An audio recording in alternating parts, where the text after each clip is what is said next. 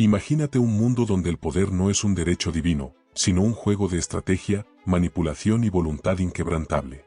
Un mundo donde la moral es un lujo y la única ley es la supervivencia del más astuto.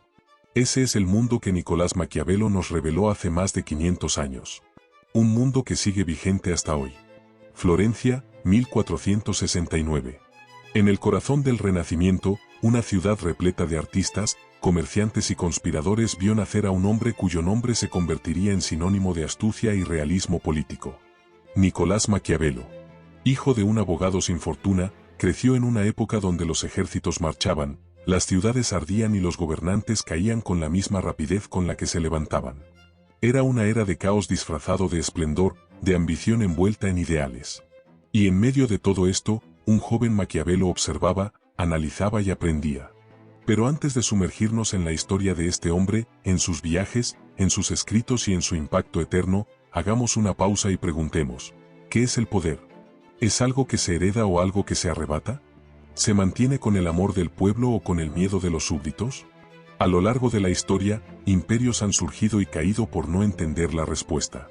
Maquiavelo, en cambio, la comprendió mejor que nadie. Desde temprana edad, Maquiavelo supo que las palabras pueden ser más afiladas que las espadas. Educado en los textos clásicos, devoró las historias de los grandes estrategas de la antigüedad, Alejandro Magno, Julio César, Aníbal. Sabía que la historia no es más que un ciclo interminable de ambición, traición y sangre. Y él quería ser testigo de ese juego, no un simple espectador. A los 29 años, sin pertenecer a la nobleza ni tener un apellido poderoso, logró lo impensable, un puesto en la Cancillería de la República Florentina. Desde allí, su misión era una sola: entender a los poderosos, estudiar sus movimientos y aprender sus secretos. Fue enviado como emisario a Francia, donde vio la majestuosidad del rey Luis XII, estuvo en Roma, donde presenció el maquiavelismo en su forma más pura en las intrigas del Papa Julio II, y, sobre todo, observó con admiración y horror a César Borgia, el hombre que parecía hecho a la medida del príncipe, su obra maestra aún por escribir. Borgia no gobernaba con promesas ni discursos vacíos. Gobernaba con el miedo.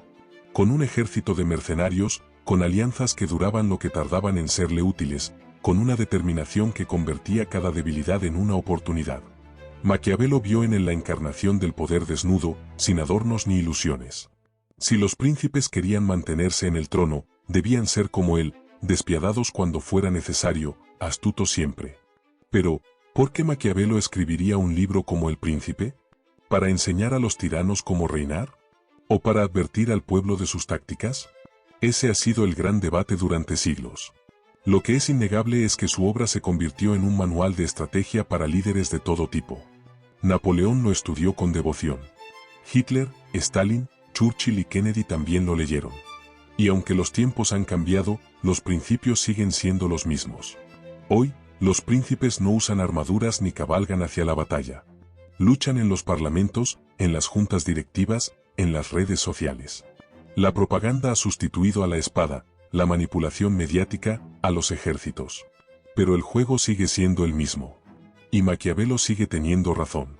Así que acompáñanos en este viaje a través de la historia de un hombre que entendió mejor que nadie la esencia del poder. Un hombre que desenmascaró a los gobernantes, que mostró que la moralidad y la política rara vez caminan juntas, que nos enseñó que el miedo es más fuerte que el amor y que el fin, en muchas ocasiones, justifica los medios. Este es el legado de Nicolás Maquiavelo. Bienvenido a su mundo. A medida que nos adentramos en la trama de nuestra historia, nos encontramos en un punto de inflexión crucial. Las primeras luces de la comprensión han iluminado el camino, pero el sendero que sigue es sinuoso, lleno de sombras y preguntas que desafían todo lo que creíamos saber. Las civilizaciones han florecido y caído a lo largo de la historia, y con ellas, las ideas que han dado forma a la manera en que comprendemos el mundo. En este punto de la narración, nos sumergimos en los dilemas filosóficos y las confrontaciones intelectuales que marcaron a los pensadores de distintas épocas. Nos situamos en la Atenas de Sócrates, un hombre cuya búsqueda incesante de la verdad lo llevó a desafiar las creencias establecidas. Sus métodos, basados en la ironía y la mayéutica, desnudaban la ignorancia de quienes se consideraban sabios. Pero su persistencia tuvo un precio, la condena a beber la cicuta. Este momento no es solo la muerte de un hombre, sino un símbolo del enfrentamiento eterno entre el pensamiento crítico y el dogmatismo.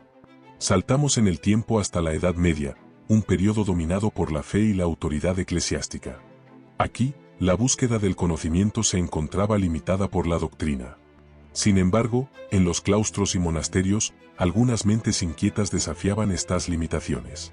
Tomás de Aquino intentó reconciliar la razón con la fe, una empresa que no fue exenta de críticas.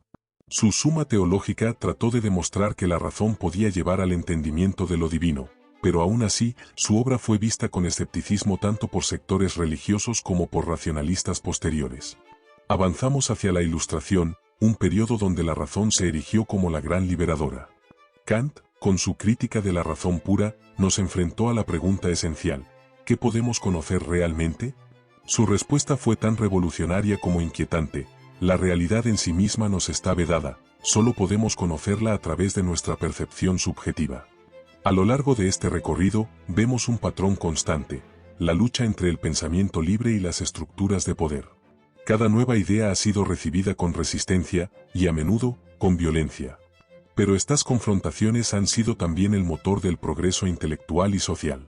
En la Revolución Industrial, Karl Marx llevó la crítica al sistema económico a un nuevo nivel. Con El Capital, expuso las contradicciones internas del capitalismo y predijo su eventual colapso. Sus ideas encendieron revoluciones y reconfiguraron el mundo, pero también fueron utilizadas para justificar regímenes totalitarios. Aquí surge una interrogante fundamental: ¿puede una idea trascender su interpretación y aplicación errónea? Mientras tanto, en el siglo XX, la filosofía existencialista con Sartre y Camus nos enfrenta a una nueva problemática: el sentido de la vida en un universo que parece indiferente. Para Sartre, estamos condenados a ser libres, una libertad absoluta que conlleva una responsabilidad aplastante. Camus, por otro lado, nos presenta el mito de Sísifo como una metáfora de la existencia, una lucha interminable sin un significado objetivo, pero en la que podemos encontrar nuestra propia forma de trascendencia.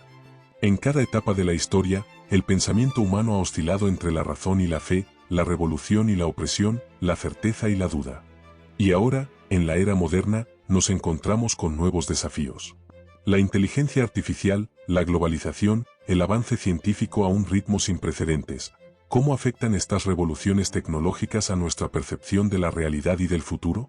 Mientras exploramos estas preguntas, nos damos cuenta de que la historia del pensamiento no es una línea recta, sino un ciclo de cuestionamientos, respuestas temporales y nuevos desafíos. Y lo más inquietante de todo, ¿en qué punto del ciclo nos encontramos ahora? La historia que hemos recorrido nos demuestra una verdad ineludible: el pasado no es solo una colección de eventos, sino un espejo en el que podemos vernos reflejados. A lo largo de los siglos, las civilizaciones han surgido y caído, las ideas han evolucionado y los grandes pensadores han tratado de dar sentido a nuestra existencia. Desde los misterios ocultos en las ruinas de antiguas ciudades hasta los dilemas morales que siguen resonando en nuestra actualidad, cada pieza de nuestra historia es un testimonio del ingenio, la lucha y la esperanza humanas. Nos hemos sumergido en los pensamientos de aquellos que, con sus palabras y acciones, cambiaron el curso de la humanidad. Hemos explorado el impacto de sus ideas y cómo, incluso siglos después, siguen moldeando nuestra manera de ver el mundo. Pero el conocimiento del pasado no es un ejercicio meramente académico. Es una herramienta poderosa para comprender el presente y anticipar el futuro. Nos da perspectiva, nos advierte de los errores ya cometidos y nos ofrece la oportunidad de construir un mundo más sabio y consciente. Entonces, la gran pregunta que queda en el aire es: ¿qué haremos con este conocimiento? ¿Seremos meros observadores de la historia o nos convertiremos en sus arquitectos? Ahora es tu turno. Comparte tus pensamientos en los comentarios. ¿Qué lecciones crees que podemos aplicar hoy de lo que hemos explorado? Hablemos y sigamos construyendo juntos este viaje en el tiempo. Si te ha gustado este contenido, no olvides suscribirte y activar las notificaciones para no perderte futuros episodios. La historia es nuestra, y su próximo capítulo está por escribirse.